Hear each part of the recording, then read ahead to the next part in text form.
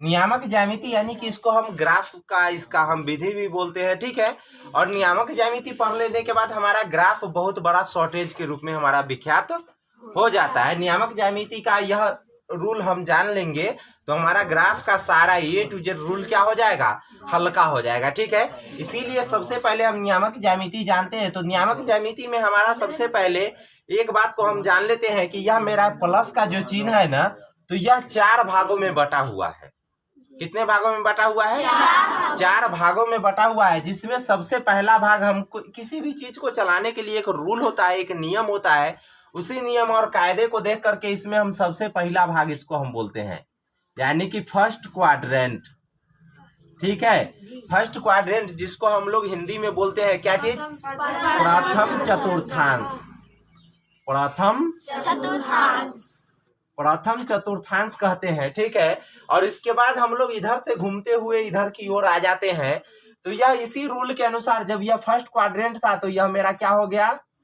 Second quadrant, ठीक है। Second quadrant को हम लोग क्या बोलते हैं हिंदी में? द्वितीय चतुर्थांश। क्या चीज? द्वितीय चतुर्थांश, ठीक है।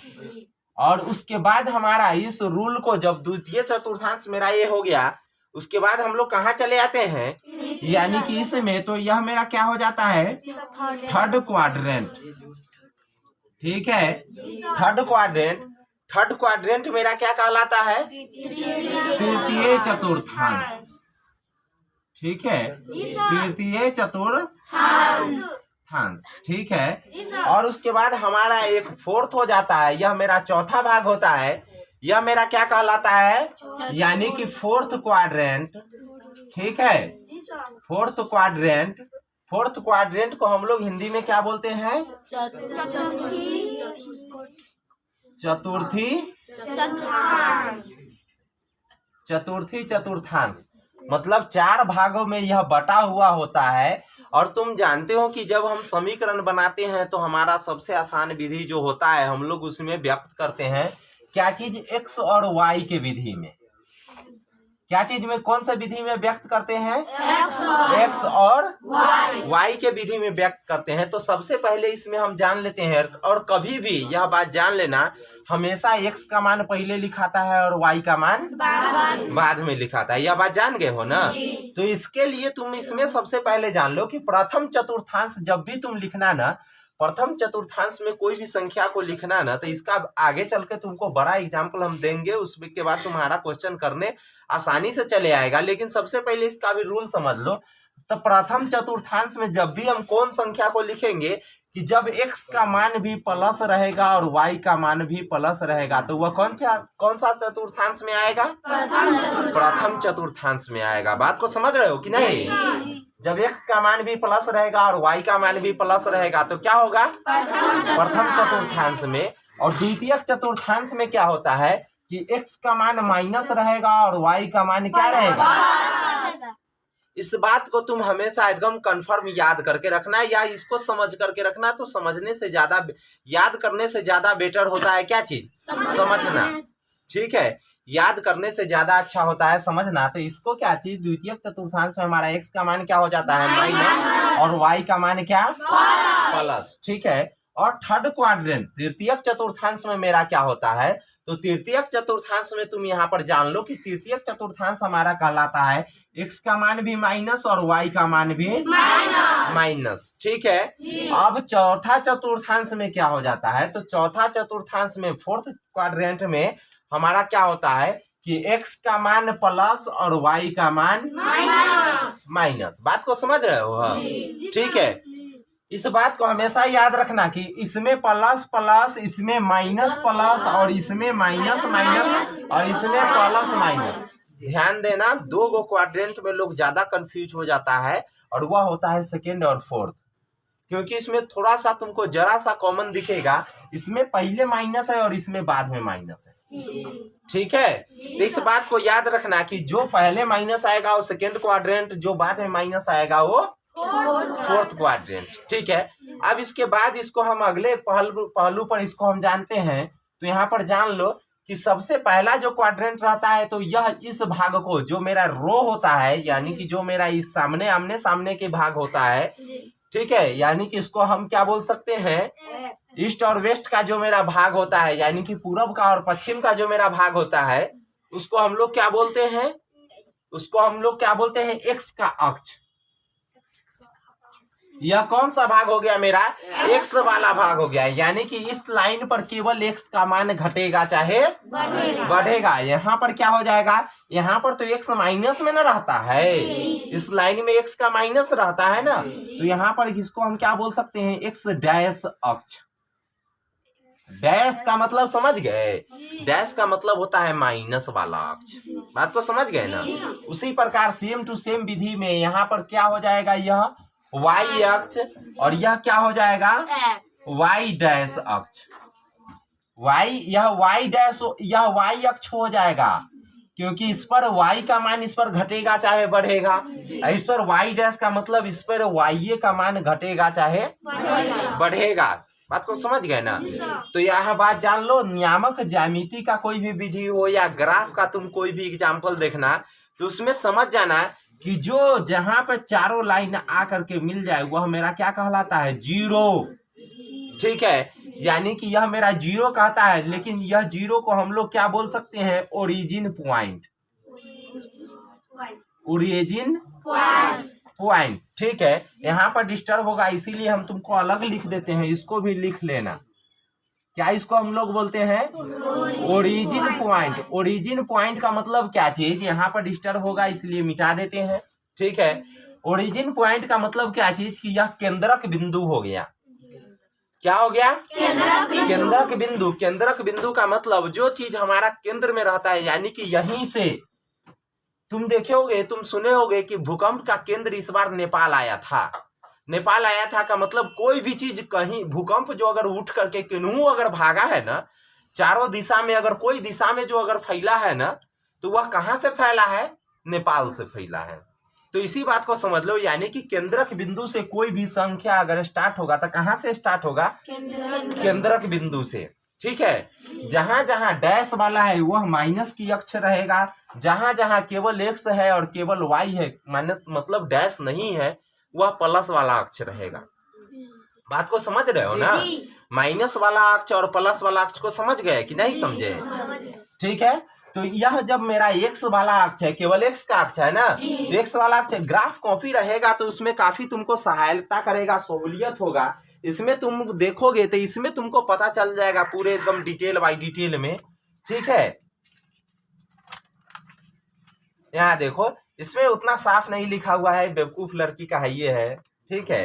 यहाँ देखो, यहाँ पर तुमको, यहाँ देखो, यह भी लड़की को सिखाए हुए हैं, तो जीरो लिखा हुआ है ना, और इधर में एक लिखा हुआ है, दो लिखा हुआ है, यानी कि इसमें ग्राफ कॉपी जब A to Z के पास रहेगा तो इसमें तुमको पॉइंट दिखेगा कि कौन पॉइंट हमको एक कहाँ पे लिखना है, दो कहाँ पे लिखना है, तीन कहाँ पे लिखना है। इसमें एक मोटा वाला लाइन रहेगा, उस पर तुम 1 2 3 4 लिखते चले जाओगे, यानी कि ओरिजिन पॉइंट के राइट साइड में, ठीक है। केवल एक्स वाला अक्ष यहाँ पर है, तो एक्स वाले अक्ष पे तुम यानी कि अंक को बढ़ाते हुए चले जाओगे। तो 90 हम सेम टू सेम अपने अंदाजी से यहाँ पर हम मान डालते हैं। यहाँ पर क्या हम लिख देते हैं, एक, यहाँ पर भी एक मोटा पॉइंट देकर के हम क्या लिख देंगे, 2, यहाँ पर क्या लिख देते हैं, यहाँ पर 4, यहाँ पे 5, यहाँ पे 6, यहाँ पे 7। कंप्लीट, कोई दिक्कत नहीं। 29 सेम टू सेम इस ग्राफ कॉपी में तुम देखो तो ऊपर में भी एक लंबा सा मोटा ड्रेडी दिख रहा है ना, ठीक है। इस मोटा ड्रेडी को, ठीक है, और यह छोटा छोटा बीच में घुंसी घुंसी तुमको ड्रेडी दिख रहा होगा। ग्राफ बनाने चलेंगे तो यह बात का पूरा हमें कंफर्म हो जाएगा। जब दशमलव में पॉइंट में 5 आ जाए, तो ये बात यहाँ ध्यान देना गोलू, यहाँ तो ये बात तुम यहाँ पर ध्यान देना। तो इसको ये देखो, यह गिन करके तुमको बताएगी कि यहाँ पर देखो कितना है, इस पॉइंट को गिनो तो कितना है इसमें, छोटा छोटा बुनका को गिनो, क्या गो है यहाँ से पूरा एकदम शुरू से अंत तक, इतना जल्दी गिन ली, हड़बड़ा ना, 10 गो है ना। यहाँ देख लो, कि यह छोटा छोटा पॉइंट क्या गो है 10 गो रहता है। तो तुम कोई भी चीज में कोई भी अंक में तुम अभी तक यह देखे होगे कि पॉइंट में 0.1 से लेकर के 0.9 तक लिखल रहेगा, क्योंकि 0.10 होगा, 0.10 नहीं होगा। जब इससे आगे बढ़ेंगे तो 1.0 हो जाएगा। 1.0 का मतलब 1.0 का मतलब क्या हो जाता है 1। तो इसीलिए दशमलव में कोई भी चीज 9 तक रहता है। ठीक है, बात को समझ गए हो ना। और अभी तक तुम देखे होगे कि दशमलव में 9 तक न रहता है। देखते हो 90 पैसा तुम्हारे पास रहता है, 90 पैसा के बाद अगर ज्यादा बढ़ता है तो 91, 92, 93, 94, 95 पैसा जाता है कि नहीं। लेकिन उससे ज्यादा बढ़ता है तो 1 रुपया न होता है, इसीलिए यह 1 बन जाता है। इसीलिए पॉइंट इसमें कै गो है छोटा छोटा बिंदु 10 9 गो रहता है। उसके बाद 10वां वाला बिंदु मोटा वाला होता है, क्योंकि 10वां वाला बिंदु पर जाते ही क्या हो जाता है कोई भी संख्या 1 बढ़ जाता है। बात को समझ गए। तो उसी प्रकार सेम टू सेम इसमें 1 बढ़ गया हुआ है। ठीक है, और इसको हम लोग आगे बढ़ाते चले गए हैं और इधर में बढ़ेंगे माइनस डैश वाले अक्ष की ओर बढ़ेंगे। तो यहाँ पर मेरा क्या होगा, इस साइड में भी मेरा बढ़ेगा, लेकिन इस साइड में क्या चीज में बढ़ेगा, माइनस में बढ़ेगा। बात को समझ गए ना। इधर -1 होगा, इधर मेरा -2 होगा, इधर में मेरा -3 होगा, इधर में -4 होगा, इधर में क्या हो जाएगा -5 हो जाएगा। बात को समझ रहे हो ना। ठीक है, और फिर वाई अक्ष की ओर बढ़ेंगे तो वाई अक्ष वाले में ऊपर में इसका मान बढ़ता चला जाएगा। 1 हो गया, यहाँ पर 2 हो गया, यहाँ पर क्या हो गया 3, यहाँ 4 हो गया, यहाँ पर 5 हो गया। बात को समझ रहे हो ना। फिर नीचे में इसका मान बढ़ाएंगे तो यहाँ पर क्या हो जाएगा -1, क्योंकि वाई डैश का अक्ष है। अभी है ना तुमको हम बताए डैश वाले अक्ष में माइनस की ओर पॉइंट बढ़ेगा। ठीक है ना, माइनस की ओर बिंदु बढ़ेगा। यहाँ पर -1 हो गया, यहाँ पर -2 हो गया, यहाँ पर -4 -5। ठीक है, अब चलो यहाँ पर ध्यान देना। इससे रिलेटेड अब तुमको कैसा क्वेश्चन रहेगा तो ये बात एक बात को तुम जरूर ध्यान देना। यहाँ की ओर यदि हम लोग यहाँ पर बढ़ते हैं तो यहाँ पर जैसे मान लो कि यह वाला लाइन तुमको दिख रहा है, यह वाला लाइन दिख रहा है ना, तो यह वाले लाइन में तुम्हारे पास ऐसे है। तो उसी प्रकार हम मान लेते हैं यहाँ पर कोई एक लाइन के लिए हम पूरा डेरेरी देते हैं, ऊपर से नीचा पूरा एक लाइनिंग कर दिए। ठीक है, और इस वाले लाइन के सामने में पूरा एगो लाइनिंग देते हैं, दे दिए। ध्यान से समझना इसको। अब फिर मान लेते हैं 4 के सामने में एगो दे देते हैं। पूरा सीधा तो नहीं हो पाएगा इसमें, क्योंकि क्या है कि हम लोग साधारण वे में इसको हम थोड़ा सा इजी वे में हम अति करते हैं, या एक रूल के द्वारा इसमें पारा हुआ है। ठीक है, इसीलिए इसमें पूरा सीधा सीधा है। चलो यहाँ पर ध्यान देते हैं। तो इस वाले लाइन को जो यहाँ पर हम पा रहे हैं, तो इसमें तुम पता करना कि यह वाले लाइन पर x का मान बढ़ रहा है कि नहीं बढ़ रहा है। x वाला का मान यहाँ पर 1 है, यहाँ 2, यहाँ पर 3, यहाँ पर 4, यहाँ 5, यहाँ 6, यहाँ 7। लेकिन y वाला मान का कहीं पे चर्चा है नहीं ना है। इसका मतलब अभी हम तुमको बताए हैं कि y वाला मान यहाँ पर क्या रहता है 0 रहता है, यानी कि इस वाले लाइन पर y का मान क्या रहेगा 0। बात को समझ गए। इस वाले मान पे देखो, अगर ऊपर की ओर अगर हम बढ़ेंगे तो ऊपर में तुम्हारा y का मान बढ़ रहा है कि नहीं। 1 2 3 4 5 होते जा रहा है कि नहीं। यहाँ देखो x का मान क्या है, x का मान इस वाले लाइन पर क्या रहेगा 0। लेकिन इस बात को ध्यान देना, बोल रहे हैं क्या बोले हैं रे, फालतू का एकदम चीज।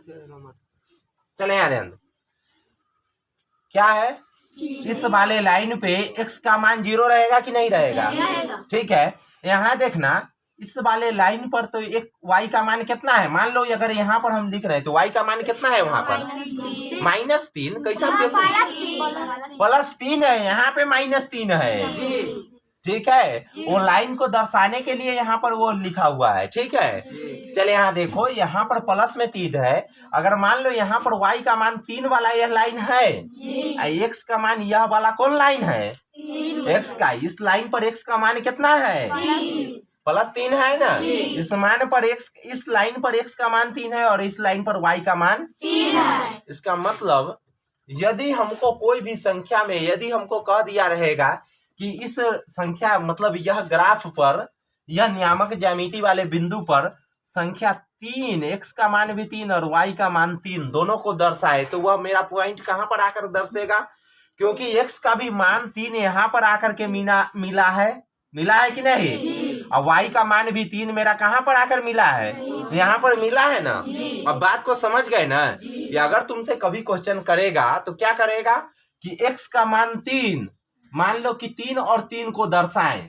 कहां दर्शाएंगे? इस वाले ग्राफ में यहाँ पर ला करके दर्शाएंगे, क्योंकि x का मान भी 3 यहीं पर मिल रहा है, y का मान भी 3 मिल रहा है कि नहीं मिल रहा है? अब बात जान गया। सबसे पहले तो यह देखेंगे कि यह जो मेरा 3 और 3 का है यह दोनों प्लस में है ना, दोनों प्लस में है। तभी ना तुमको हम बताएं कि प्रथम क्वाड्रेंट में जब दोनों प्लस रहेगा तो प्रथम चतुर्थांश में बैठेगा। अब पता चल गया ना इसका यूज कहाँ करना है। सो प्रथम चतुर्थांश में मेरा कौन सा बैठेगा कि जब दोनों का मान प्लस रहेगा तब। लेकिन एक बात और ध्यान देना, अगर मान लो कि तुमको कह दिया कि माइनस में 4 और 5 को बैठाएं, कौन सा क्वाड्रेंट में जाएगा? सो बताओ सबसे पहले। द्वितीय चतुर्थांश में जाएगा। देखो कितना तेज विद्यार्थी सब है। माइनस में 4 है x का मान और y का मान कितना है? 5। अब बताओ -4 और 5 के लिए कौन सा पॉइंट को बिंदु को हम आगे करेंगे? कहां पर मेरा पॉइंट बैठेगा? द्वितीय चतुर्थांश में। कहां पर? x का मान -4 है और y का मान प्लस में 5 है। बताओ कहां पर बैठेगा? तो देखो कोई बता सकता है आखिर? क्या बता सकती है? नहीं बता सकते हो? चलो आप। अच्छा बच्चा है, कोरोना गाइडलाइन को पालन करता है। देखो मास्क लगा ले हैं। देखो x का मान 4 और y का मान 5, और कहां पर इसका पॉइंट बैठेगा? बिल्कुल सही पढ़ा है कि नहीं पढ़ा है? बिल्कुल सही है ये बच्चा, यहाँ ध्यान दो। ठीक है, x का मान कितना? माइनस में 4 और y का मान 5। बिल्कुल सही है ना। जाओ बैठो, बहुत वेरी गुड। यहाँ देखो x का मान क्या चीज? -4 और y का मान 5 है ना। इस क्वाड्रेंट में आएगा ना, यहाँ पर आएगा कि नहीं आएगा? अब ये वो कोई और बताना। x का मान प्लस में 3 है और y का मान माइनस में 2 है। चल बताओ कौन सा क्वाड्रेंट में आएगा? चतुर्थी चतुर्थांश में आएगा। x का मान प्लस में 3 और y का मान माइनस में 2। बोलो लड़की में से कोई बता सकता है कि यह पॉइंट कहाँ बैठेगा? चल बोल जल्दी, इस पॉइंट को जल्दी बैठा। x का मान प्लस में 3 y का मान माइनस में। बिल्कुल सही गोलू पारी। ठीक है ला, यहाँ देखो x का मान प्लस में 3 और y का मान माइनस में 2। यह बिल्कुल सही है कि नहीं? अगर इसके पास ग्राफ कॉपी आ जाए तो हम इतना गारंटी के साथ बोल सकते हैं, दावे के साथ, कि यह दोनों एकदम कंप्लीटली रूप से हल कर लेगा। आएगा कि नहीं आएगा? और इसी प्रकार से अब तुम यहाँ पर समझ जाओ कि x का मान माइनस में कितना, x का मान कितना है? 3 और y का मान -2। यहाँ पर इस दोनों को इस प्रकार से मिला करके और यहाँ पर हम लिख देंगे। बात समझ गए ना? अच्छा ये बताओ, अब ग्राफ का इस प्रकार से चतुर्थांश देने में और पॉइंट डालने में किसको दिक्कत होगा? बोलो किसको दिक्कत होगा? अब दिक्कत हो सकता है क्या? नहीं ना। समझ लो नियामक ज्यामिति का तुम्हारा पहला चैप्टर समाप्त। ठीक है, इसमें से कोई भी क्वेश्चन को समझ लो।